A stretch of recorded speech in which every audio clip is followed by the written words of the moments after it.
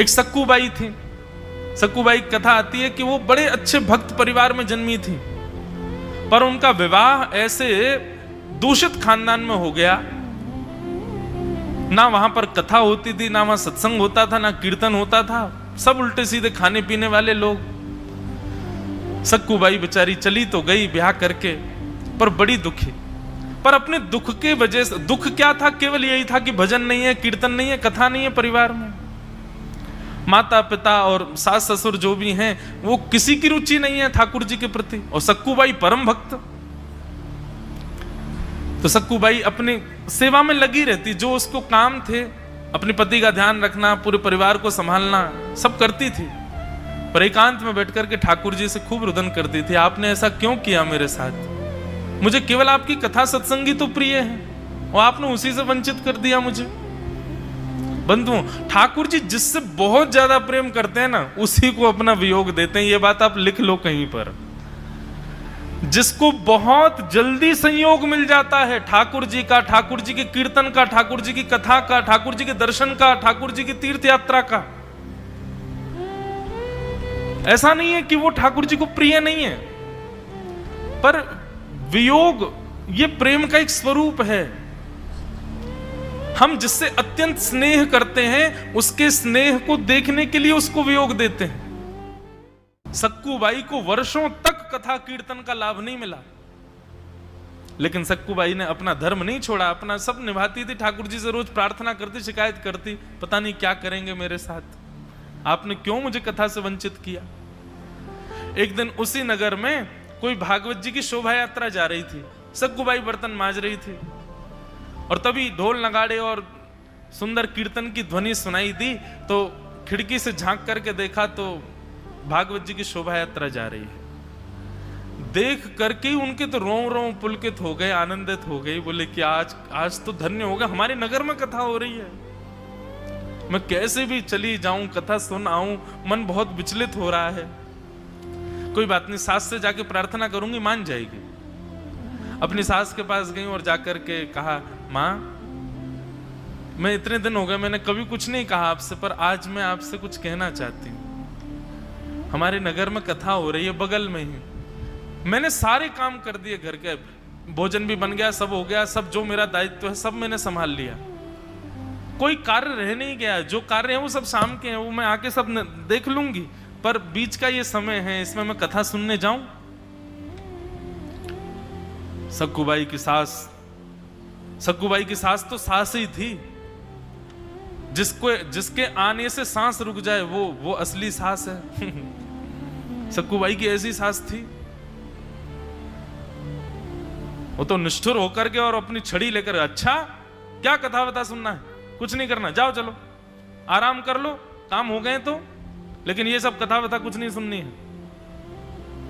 ऐसा कह के डांट दिया, सक्कूबाई बेचारी चली गई। फिर रोती रही और एकांत में जाके आज तो इतना रोई, ठाकुर जी को इतना डांटा, इतना सुनाया। बोले आपसे धन संपत्ति थोड़ी मांग रही हूं, आपसे कुछ और थोड़ी मांग रही हूं, कोई सुख समृद्धि मांग रही हूं, आपसे केवल आपकी कथा मांग रही हूं नाथ, वो नहीं दे सकते आप?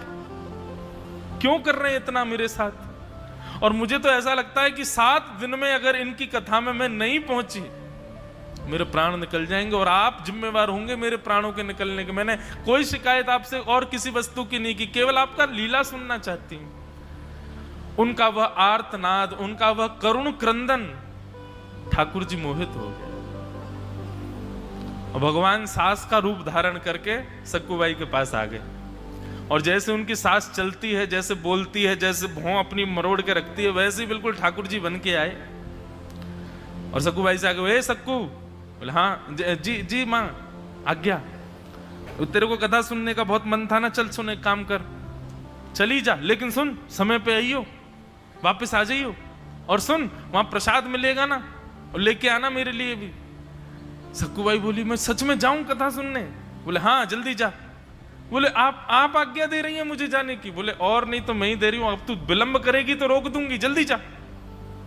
सक्कूबाई तो तुरंत महाराज वहां से उठ करके भागी, सीधी कथा में खूब नाची, खूब कथा सुनी, खूब रोई, कथा में आनंदित हो गई। बोले ठाकुर जी मेरी सास का स्वभाव मत बदलो, मेरे पति का व्यवहार मत बदलो, ऐसे ही रहने दो, बस इनको इतना कर दो कि मुझे आपके पास आने दिया करें। लौट करके सक्कूबाई जैसे ही घर गई तो ठाकुर जी तो अंतर ध्यान हो गए, असली सास बैठी थी। सक्कूबाई ने जाकर के प्रणाम किया, मां लो आपके लिए मैं प्रसाद लाई हूं, बड़ी अच्छी कथा व्यास जी ने ये सुनाया ये सुनाया ये सुनाया। सक्कूबाई की सास ने प्रसाद दूर फेंक दिया, किससे पूछ के गई थी तू?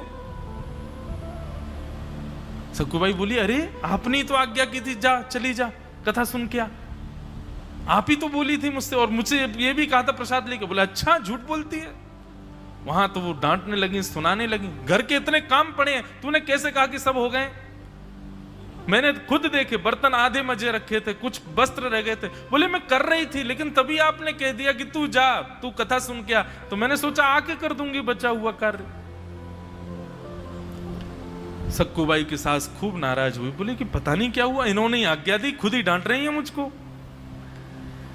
भीतर जाकर के वो दिखाने लगी, देख बर्तन सारे यहां पर झूठे रखे हैं, तेने माजे नहीं। सक्कूबाई बोली, लेकिन यहां तो एक भी बर्तन झूठा नहीं है। सास ने जैसे देखा तो वहां तो सारे बर्तन धुले रखे थे, कोई भी झूठा नहीं। बोले अच्छा बर्तन धुल गए? सास खुद सोच रही है अभी तो झूठे देखे मैंने। दूसरी तरफ जाकर के बोली, अच्छा देख यहाँ पर वस्त्र सारे बिना घी लगाए रखे हुए हैं। बोले नहीं, वस्त्र तो सारे घी लगा के रख दिए, देखो। सास बोली, अभी तो मैंने ऐसी देखे थे, ये किसने किए? सक्कूबाई का नेत्र बंद हो गए और आभास होने लगा कि जब पहले सासू मां आई थी तो पता नहीं क्यों मुझे विश्वास ही नहीं हो रहा था कि आज्ञा कैसे दे सकती हैं, और जब मैंने उनका स्पर्श किया था तो मुझे बड़ी कोमलता का अनुभव हो रहा था। कहीं ऐसा तो नहीं श्री कृष्ण को मैं इतना डांटती हूं, इतना सुनाती हूं, वही तो नहीं आए थे कहीं?